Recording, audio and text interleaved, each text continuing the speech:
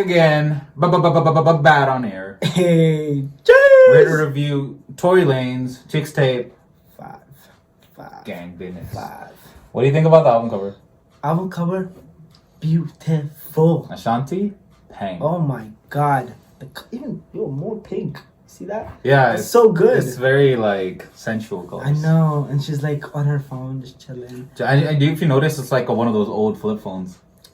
Was it? Yeah, it's like a slide up one with a keyboard. Oh, those texters. Yeah. No wonder he uses all these old types of like, you remember gadgets? the iPod? No, Yeah. It's because it's like a throwback kind of tape, right? Yo, that's so fire. I love it. The opening track, The Trade. The Trade.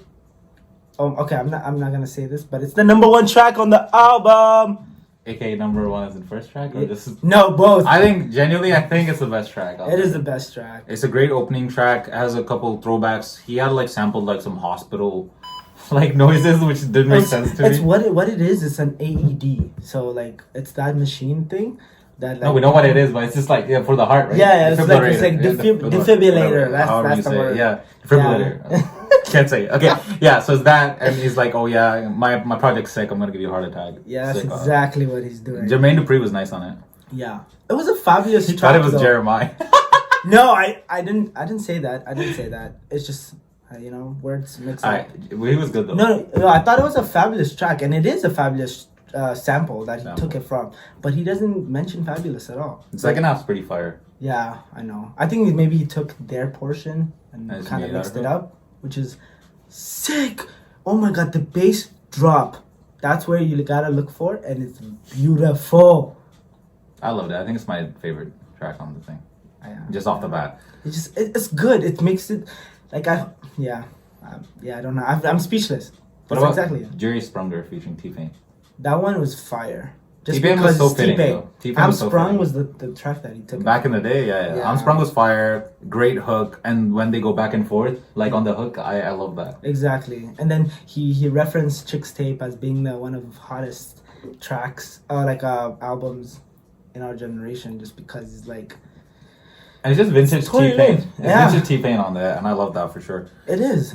The way he brought together his old style and kind of even... like. One thing that you've noticed about T-Pain is like his music's still the same, but it got better. Yeah, I think he's kind of like molding it to match the times. Exactly. But this was a good throwback. Evolution. Next track, Beauty and the Benz. Beauty and the Benz? Beauty and the Benz. Beauty and the Benz. I thought Beauty and the Beast.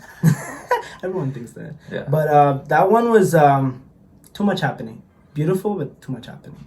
It's a real throwback, I'd say. Okay, I don't know. I don't know what you thought of it, but like I think it really like encapsulates the essence of it being a throwback tape and kind of referencing back to the 2000s. You know what I mean? Like just what Chixtape is. I feel like it really encapsulates it well. Yeah, but I mean, like he had too much stuff. If you look at, I'm talking about the sound, man. The sound had too much. I thought the beat was beatboxing to like this to that to the. Oh no, bro. I thought the beat was nice. Snoop Dogg's was good. Snoop Dogg's verse. He's always vintage. amazing. I'm gonna use that word a lot because it's just bare throwback. So it's vintage Snoop. I can never down on. So you don't like it, not much. Not one of your favorites, like. No. It's like, I guess Blowing Minds, where the other half is a skit. I don't like the fact that he just merges. He forces you to watch the skits, yo. There should be 2 versions of the album. No, the skit makes a story. That's the concept of it. There's no replay value because of the skits, though. But it doesn't matter. I don't want to be skipping tracks all the time. I want it to be seamless. Nah. Why? It should be like 2 versions of the album, one with skits and one without skits. I don't think so. I like it. I like it as how it is because Tory tells a story. That's exactly what he does. Cringe. He tells us. He does tell a story. Fuck that. Anyway, back to the track. No cap, bro. It's not a bad track. The beat's really jittery though. It's kind of like all over the place. And like second half, the way he's kind of like describing everything, like storytelling is pretty whack. I didn't like it. I don't know what. He's a good storyteller because I told you it was phenomenal, but he wasn't doing that great on this track at least. Okay, Take You Down. I love it. I think it's one of the top 3 tracks. Oh God, Chris Brown. Chris Brown's a GOAT, man. Okay. Y'all need to stop playing with his name. I know. Like, he's done everything to come back. Chris Brown's the most complete artist. He can dance, he can sing, he can act, he can do whatever he wants. He's the most creative man out here. And when you get him on a track like this, Take You Down, one of the most sexual soundtracks made. And Bro, okay, this is the one thing I'm gonna tell you about Chris Brown. This is the one thing I'm gonna tell you about Chris Brown. He has evolved even in his music.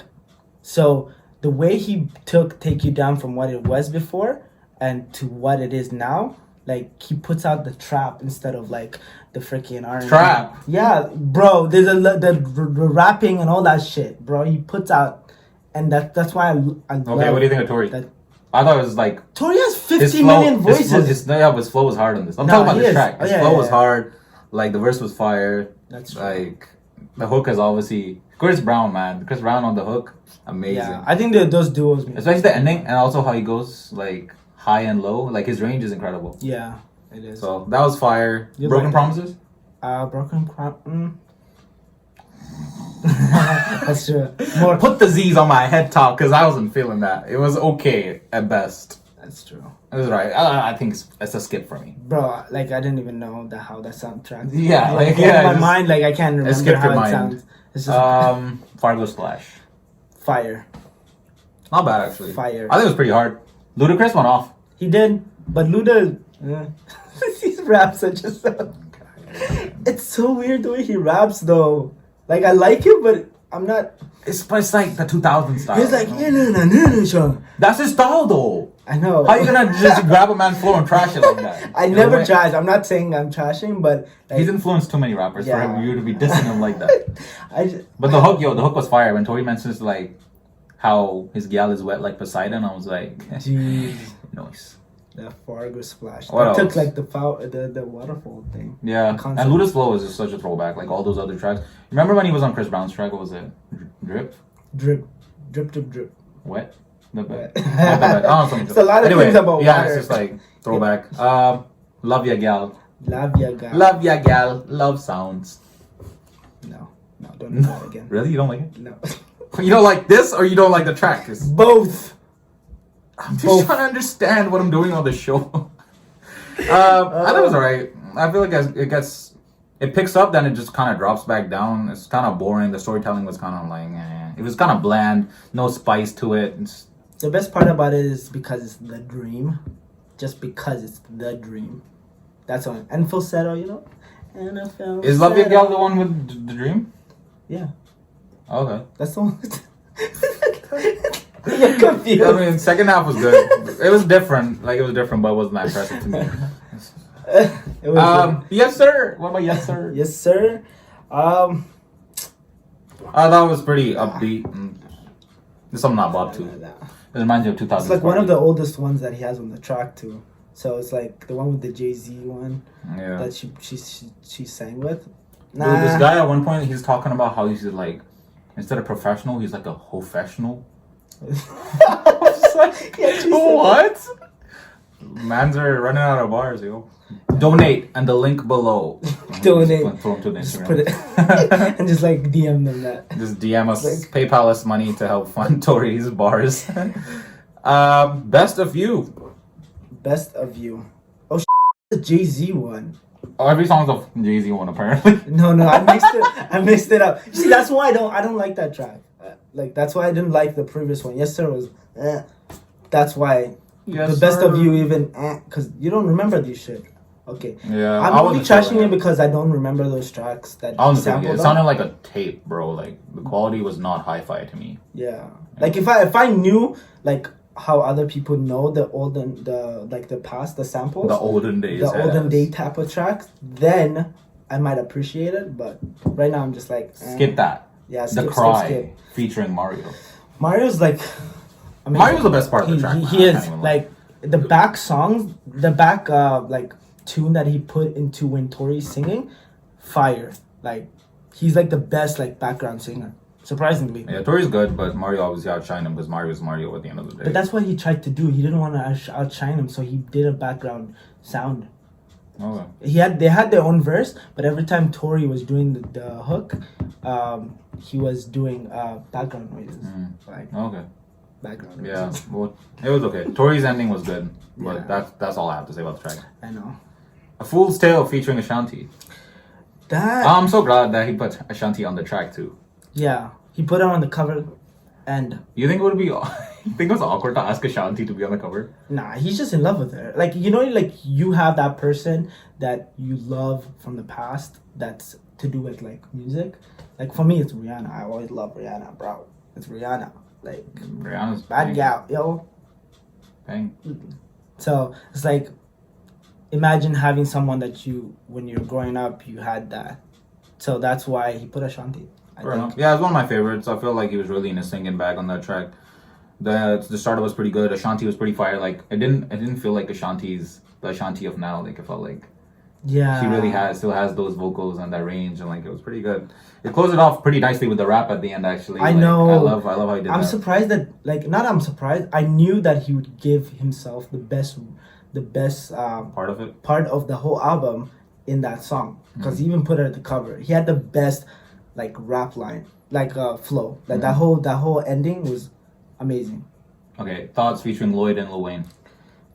Only Lil Wayne was good. Everything else was Lloyd was ass. I think Tory did better than the actual Lloyd track. How do you kill a man sampling his own track? Man? It's kind of whack. The beat was fire, yo. Tory actually knows how to ride a wave. Lloyd was sounded weird, man. He sounded whiny. I know. I actually wanted to slap him. Lil Wayne did surprisingly well, but Lil Wayne's such a goat, bro. This guy can ride any wave. He can, anything. And it's like auto-tune master. So far, yeah. Jeez. And like I didn't know how he was gonna fit on it, but he did. He played his part pretty well. Mm-hmm. What's another track? What's the other one? If you gotta. If you gotta. That's the one Fabulous was actually on. So kind of like there was two Fabulous tracks technically. That shit sounded like a nursery rhyme, bro. Yeah, I know. It was like goddamn like crazy shit. It was like what? It was. I could not listen to it. It sounded like more like a Justin Bieber track. It's about God. Cool, like, eeny, meeny, miny, lava. Oh, yeah, that was a banger. But it's still a nursery rhymes, as I say, bro. What's the next track? The room 112. You know, when I started listening to it, I love it to a certain extent. Okay, I know you're gonna bash it, but let me tell you something. Room 112. It's okay, man. It's my honorable mention, just because. Because. Who's featured on it again? I don't know. There we go. You don't need to know who's featured. Okay, it's nice. Is that that's how you say them? NYC. Sure. Yeah. I don't care, man. It's Dookie. It's good, guys. And there's like an ending skit that no one's gonna listen to, so thanks. I know. What? Room 113. Mate. 113. This guy doesn't know what he's talking about. Room 112. Okay, give it a rating out of 10 then. Okay, what do you rate the album cover? Okay, like a nice 8. Album cover. Oh, okay. I'm like, I give it cover 8. Yeah, I give it an 8. And the whole album. The whole album, I'll give it at 8.5. I'm a Tory fan, okay? No. No cap. 8. Chixtape 5. It's 8 a out of 10. dead 6. There's nothing more I can give to you, man. What? Yeah, you know what? I had a 0.5 ahead of it, but I take it back. The more I listen to it, it's just like, Fam, this album was like so. Go to room 112, okay? This is my room. You get out. This album got like. At some points, it's so sexual that I'm just uncomfortable. I like that part, yo. Of course you do. Tory, do you, man? That was sick. Chixtape 5, amazing. Honorable mention. Oh, my top 3 tracks. I'll give it to The Trade, the one with Shanti, which is A Fool's Tale, and what's that one song with Chris Brown?